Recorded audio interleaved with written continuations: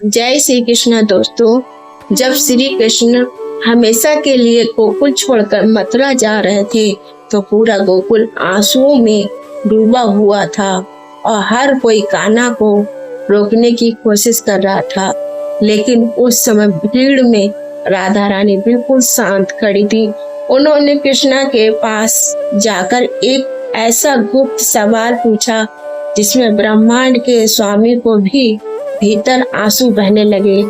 आखिर क्या था सवाल जिसने भगवान को भी निरंतर कर दिया? चलिए सीधे उस विदाई की रात भावुक कहानी को जानते हैं। रथ तैयार था। अक्रूर जी कृष्णा को ले जाने के लिए खड़े थे। माता यशोदा और नंद बाबा रो रहे थे। विदा लेने से ठीक पहले कृष्ण चुपके से एक कदम बढ़ाते हुए राधा जी के पास पहुँचे और कृष्ण ने राधा जी के लिए चेहरे की तरफ देखा और जहाँ आंसुओं की एक बूंद भी नहीं थी बल्कि एक अजीब सी खामोशी थी। कृष्ण ने राधा जी का हाथ थामा और बहुत ही धीमे स्वर में पूछा, राधे, पूरा गोकुल रो रहा है, सब मुझे रोक रहे हैं, क्या तुम मुझे नहीं रोकोगी? क्या तुम मुझसे कुछ नहीं मांगोगी? तो क्या तुम मेरे जाने के दुख नहीं है? तब राधा रानी ने अपनी झुकी हुई पलकें उठाई। उन्होंने रोते हुए नहीं, एक बल्कि दिव्य और गहरी मुस्कान के साथ कान्हा जी के आंखों में देखा और मुस्कान में विदाई का दर्द भी नहीं था और गहरा प्रेम भी था। राधा जी ने कहा, कान्हा, मैं तुम्हें क्यों रोकूं? कोई अपने ही अंश को भला उससे दूर कैसे कर सकता है? लेकिन मैं इस संसार के विषय में एक सवाल है, तो तुम इस पूरे ब्रह्मांड के रचयिता हो, भगवान हो, फिर भी तुमने इस संसार में ऐसा कठोर नियम क्यों बना दिया? जो भी इस धरती पर सच्चा प्रेम करेगा उसे भी विरह और जुदाई का दर्द सहना ही पड़ेगा। क्यों प्रेम किया? हर कहानी की तड़प और दूरी लिख कर जाती थी। आज मुझे इस संसार के इस नियम का उत्तर चाहिए कान्हा।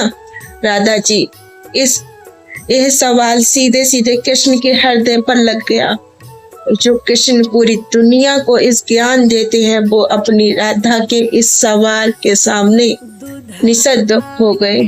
उनकी बड़ी बड़ी आंखों में घोर बहकर आंसू नीचे गिरने लगे।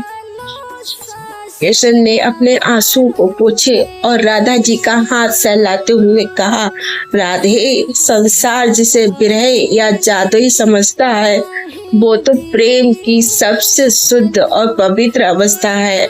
अगर मैं तुमसे दूर नहीं जाऊंगा तो इस आरती संसार प्रेम करना कैसे सीखेगा? संसार सोचेगा कि हम अलग हो गए हैं, लेकिन सत्य तो ये है राधे कि विवाह के लिए दो अलग अलग लोगों की जरूरत नहीं होती है और हम दोनों एक ही हैं। मुझसे अलग होकर तुम कहाँ और तुमसे अलग होकर मैं कहाँ जी पाऊंगा? जब इस संसार में मेरा नाम लिया जाएगा, मुझसे तुम्हारा नाम हमेशा राधे कृष्ण कहलाएंगे।